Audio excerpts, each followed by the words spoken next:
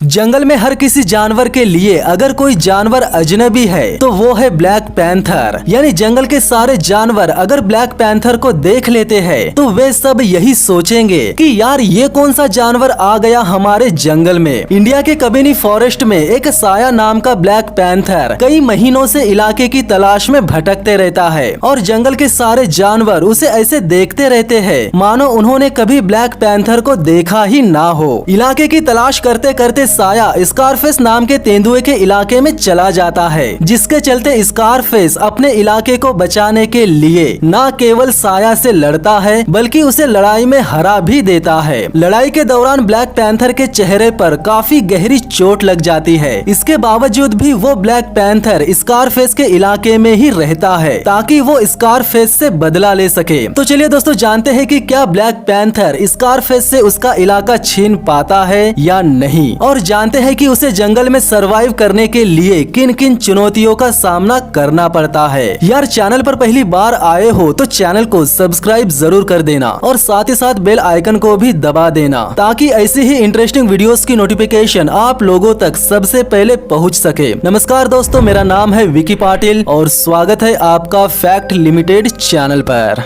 Scarface से लड़ाई में हार जाने के बावजूद भी ब्लैक पैंथर उसी के इलाके में रहता है, ये सोचकर कि वो कभी न कभी स्कारफेस से उसका इलाका जरूर छीनेगा। लेकिन इलाका छीनने से पहले ब्लैक पैंथर उस जंगल को समझने की कोशिश करते रहता है। जब कभी भी ब्लैक पैंथर जंगल के किसी भी जानवर का शिकार करने की कोशिश करते रहता है तब लंगूर सिक्योरिटी अलार्म लगाकर सारा काम बिगाड़ देते हैं। देखा जाए तो लंगूर जंगल के सारे शिकारी जानवरों के दुश्मन होते हैं, क्योंकि जब कभी भी कोई शिकारी जानवर शिकार करने वाला होता है तब ये लंगूर चिल्ला चिल्ला कर शिकारी जानवरों का बना बनाया काम बिगाड़ देते हैं। और ब्लैक पैंथर तो जंगल के सभी जानवरों के लिए एक नया ही शिकारी था। सूखे के मौसम में ब्लैक पैंथर के लिए किसी भी जानवर का शिकार कर पाना बिल्कुल भी आसान नहीं है, क्योंकि वो सभी जानवरों को अलग ही नजर आता है। हालांकि ब्लैक पैंथर के शरीर पर भी बाकी तेंदुए के तरह ही धब्बे रहते हैं, लेकिन उनका बाकी का पूरा फर काला रहता है। स्कारफेस के इलाके में ब्लैक पैंथर के अलावा एक क्लियो नाम की मादा तेंदुआ भी रहती है, जो कि परेशान करने वाले लंगूरों में से किसी एक लंगूर को पकड़ने के फिराक में रहती है।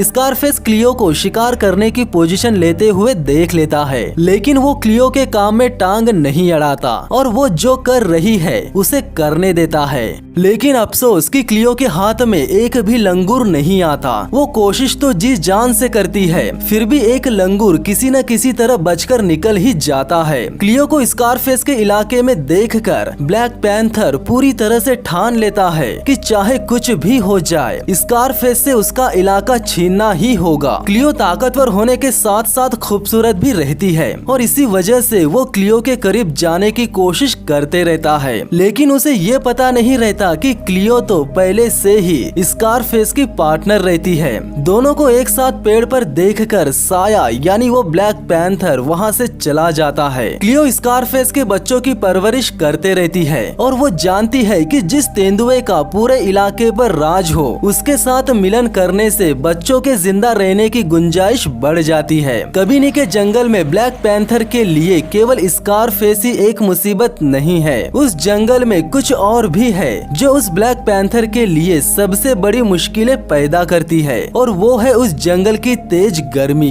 ब्लैक पैंथर के शरीर पर काले रंग का फर होने की वजह से उसे बाकी तेंदुए के मुकाबले ज्यादा गर्मी होती है। हालांकि ब्लैक पैंथर के लिए ये एक बहुत बड़ी मुश्किल है, लेकिन उस जंगल में इस मुश्किल का भी हल है, और वो है बैक वाटर्स, जो जंगल के काफी अंदर है। और सबसे बड़ी बात तो ये है कि उस जगह पर पूरे साल भर पानी रहता है, लेकिन उस पानी पर राज किसी ऐसे शख्स का रहता है जिसके आते ही सारे जानवर पानी के पास से रफा दफा हो जाते हैं, और वो है खाल नाम का एक जवान मेल टाइगर। और उस टाइगर का साइज ब्लैक पैंथर से 3 गुना ज्यादा बड़ा रहता है, और वो टाइगर उस ब्लैक पैंथर को आसानी से मार सकता है। खाल नाम के टाइगर का वजन लगभग 226 किलो है, और ब्लैक पैंथर ये बात अच्छे से जानता है। वो जानता है कि वो उस टाइगर से खुद को बचाने के लिए पेड़ पर चढ़ जाएगा, और टाइगर बहुत भारी होने की वजह से वो पेड़ पे चढ़ नहीं पाएगा। खाल के अलावा उस इलाके में किस्म किस्मेट नाम की एक बाघिन भी रहती है और वो बाघिन ब्लैक पैंथर के लिए एक खतरा ही है। किस्मेट के अपने 3 बच्चे भी रहते हैं जो कि काफी तगड़े हो चुके हैं। खाल नाम का टाइगर हाल ही में जवान हुआ है, इसीलिए वो किस्मेट के आगे टिक नहीं पाएगा, लेकिन वो किस्मेट के बच्चों के लिए खतरा बन सकता है। खाल इस बात को बहुत ही अच्छे से जानता है कि अगर वो किस्मेट के बच्चों को मार डालता है तो किस्मेट फिर से मिलन के लिए तैयार हो जाएगी, लेकिन किस्मेट ऐसा होने नहीं देगी। वो यही चाहती है कि खाल उससे ज्यादा दूर रहे और किस्मेट वही करती है। वो खाल को डरा धमका के उसके इलाके से भगा देती है। ये सच है कि वो जंगल ब्लैक पैंथर के लिए मुश्किलों से भरा है और वो सिर्फ पेड़ों पर ही सुरक्षित रह सकता है, लेकिन उसे अपना पेट भरने के लिए नीचे तो उतरना ही पड़ेगा। ब्लैक पैंथर इस बात को बहुत ही अच्छे से समझने की कोशिश करता है कि जिस जंगल में टाइगर का राज हो वहाँ शिकार कैसे किया जाए, तभी वो स्कारफेस से उसका इलाका छीनने के लिए उसे चुनौती दे पाएगा। ब्लैक पैंथर देखता है कि स्कारफेस शिकार करने के लिए निकला है और वो एक चीतल हिरन का शिकार करने वाला होता है, लेकिन जब उस चीतल हिरन को खतरे का आभास हो जाता है और वो अपने चारों तरफ देखने लगती है, तब स्कारफेस को उस हिरन का बच्चा भी नजर आ जाता है। ऐसे हालात में हिरन जानती है कि अगर उसे दोनों की जान बचानी है तो उसे वहाँ से भागना ही पड़ेगा ताकि उसका बच्चा भी कहीं पर छुप जाए। लेकिन उस हिरन को ये पता नहीं था कि स्कारफेस ने तो उसके बच्चे को पहले ही देख लिया था। माँ के भागते ही स्कारफेस उस बच्चे का शिकार कर लेता है। क्लियो के बच्चे बड़े हो चुके हैं और वो अब दोबारा से मिलन के लिए तैयार हो चुकी है, लेकिन ब्लैक पैंथर को उसकी काली खाल की वजह से उसे कबीनी और क्लियो दोनों का दिल जीतने के लिए और मेहनत करनी पड़ेगी। स्कारफेस को पूरा यकीन रहता है कि वो उसके इलाके का बॉस है और इसी वजह से क्लियो खुद उसके पास जाती है। ब्लैक पैंथर के सबसे बड़े दुश्मन लंगूर एक बार फिर उसके काम में टांग अड़ा देते हैं। जब वो एक मोर का शिकार करने वाला होता है तब लंगूर चिल्ला चिल्ला कर सबको बता देता है कि भाग जाओ, शिकारी आ रहा है। ब्लैक पैंथर की सबसे बड़ी कमजोरी उसकी काली खाल रहती है और वो इस बार खुद को छुपाने का तरीका ढूंढता है, लेकिन उसे ऐसा भी लगता है कि बहुत ही जल्द जंगल के हालात बदलने वाले हैं, क्योंकि पिछले 4 महीने से जंगल तेज धूप से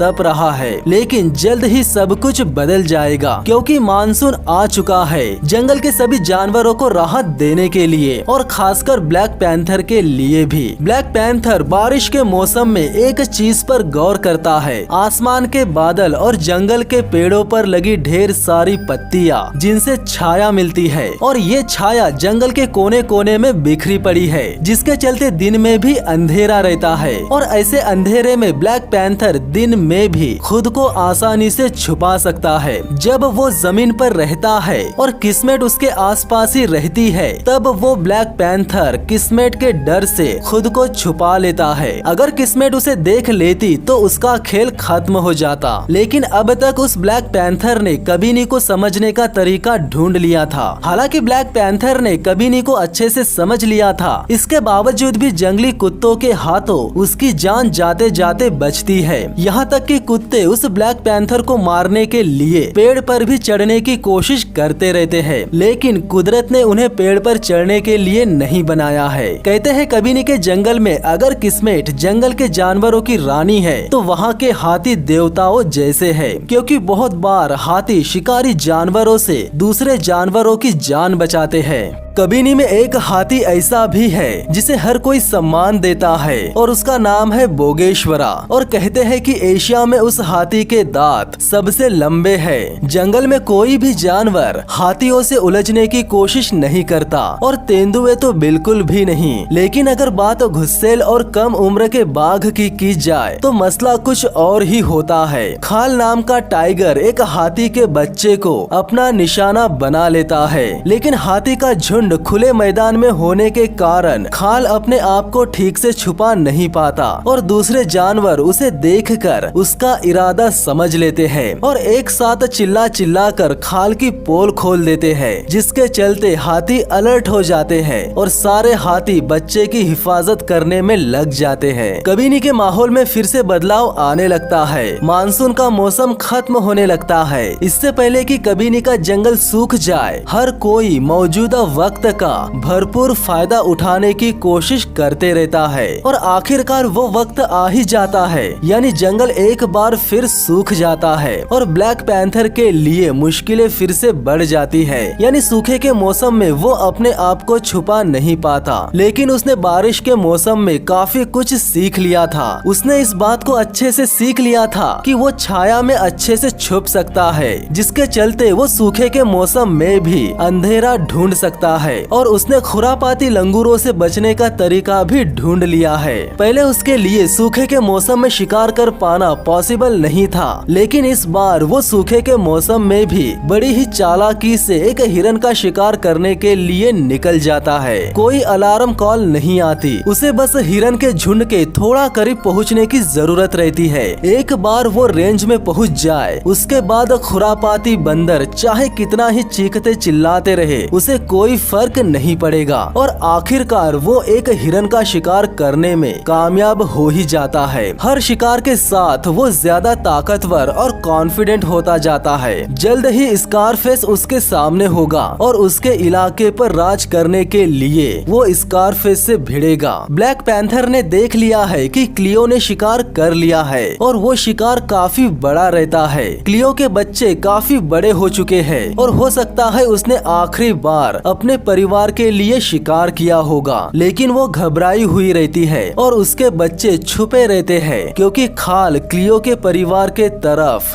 बढ़ते रहता है। अगर खाल को क्लियो और उसके बच्चे का पता चल जाता है तो वो उसे और उसके बच्चों को मार डालेगा। इससे पहले कि खाल क्लियो और उसके परिवार के करीब आ जाए, वो उस शिकार को वही छोड़ देती है और अपने बच्चों को लेकर वहाँ से निकल जाती है। क्लियो के लिए शिकार से ज्यादा इम्पोर्टेंट उसके बच्चे रहते हैं। इससे पहले कि खाल क्लियो के शिकार पर कब्जा कर पाता, तभी वहाँ हाथी आ पहुँचते हैं। ये वही हाथी रहते हैं जिनके सदस्य को खाल ने कभी धमकाया था और वे हाथी उस बात को भूले नहीं थे, इसीलिए वे खाल पर अपना गुस्सा निकालते रहते हैं और उसे दूर तक भगा देते हैं। कबीनी में सुबह का समय रहता है और ब्लैक पैंथर एक्शन के लिए तैयार रहता है। उसे क्लियो के इलाके में उसकी गंध मिलती है, जिससे उसे पता चलता है कि उसे किसी साथी की तलाश रहती है और वो क्लियो की तलाश में निकल जाता है। कुछ देर तलाश करने के बाद आखिरकार उसे क्लियो नजर आ ही जाती है, लेकिन ये कंफर्म नहीं रहता कि वो स्कारफेस को ही अपना साथी चुनेगी या फिर ब्लैक पैंथर को।